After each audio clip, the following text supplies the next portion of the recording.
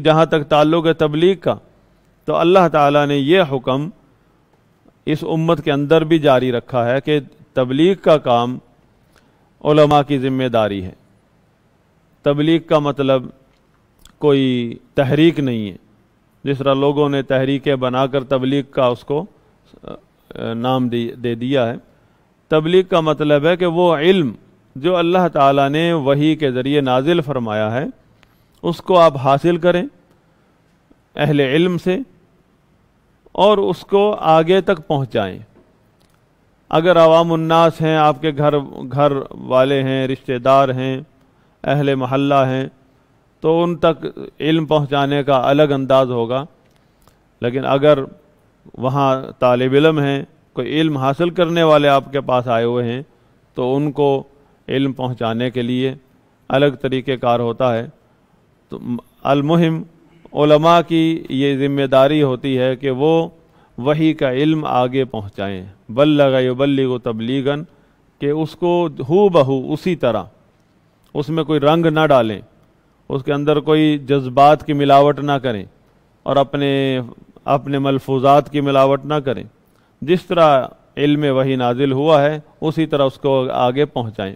اور اس کی مثال آپ نے دیکھی ہے علماء میں کہ اللہ کے نبی صلی اللہ علیہ وسلم کی ایک ایک بات کس طرح سند کے ساتھ صحابہ نے تابعین کو، تابعین نے تبع تابعین کو، پھر ائمہ نے، محدثین نے آگے تک پہنچائی ہے۔ اور آج ہمارے پاس شریعت کی، وحی کی ہر بات تر و تازہ موجود ہے۔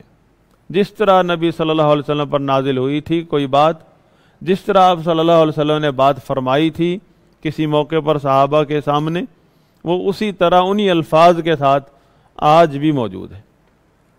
اور اس طرح اس کی حفاظت کی گئی ہے کہ اگر آپ کسی بھی حدیث کا ریکارڈ تلاش کرنا چاہیں کہ یہ حدیث کہاں سے آ گئی آج 15 صدی بعد، آپ کو ہر صدی میں اس حدیث کا ریکارڈ دیا جا سکتا ہے۔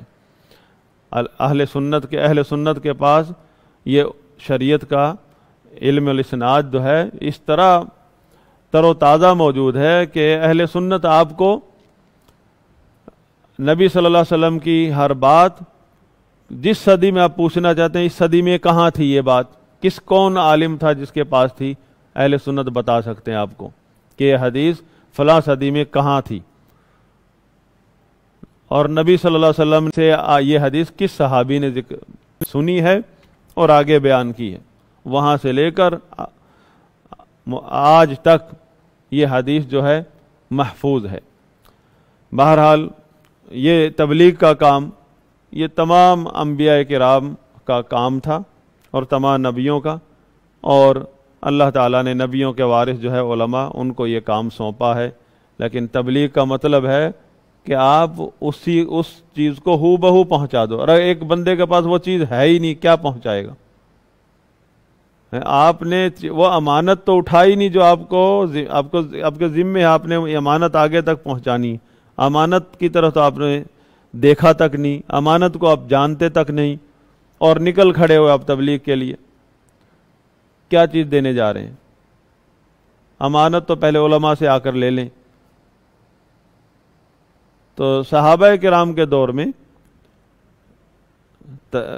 سلف صالحین کے دور میں جو دین پھیلنے کا طریقہ یہ تھا کہ لوگ گھر بار چھوڑ کے علماء کے پاس جاتے تھے اور علماء سے علم حاصل کر کے اپنے حلقے میں وہ پھیلاتے تھے، واپس آتے تھے اپنے خاندان میں، اپنے علاقے میں، اور پھر لوگ اس کی طرف آتے تھے علم حاصل کر۔ لوگوں کو پتہ چلتا تھا کہ یہ فلاں امام سے مل کر آئے ہیں، فلاں جگہ سے علم حاصل کر کے آئے ہیں، حدیث کے عالم ہیں، فقہ کے عالم ہیں، تو لوگ پھر ان کے پاس خود آتے تھے، اپنے بچوں کو بھیجتے تھے۔ اس طرح علم ہم تک پہنچا۔ اور کیا آج علم جو ہے لوگوں تک پہنچنا مشکل ہے؟ صدیوں سے علم ہم تک پہنچ گیا۔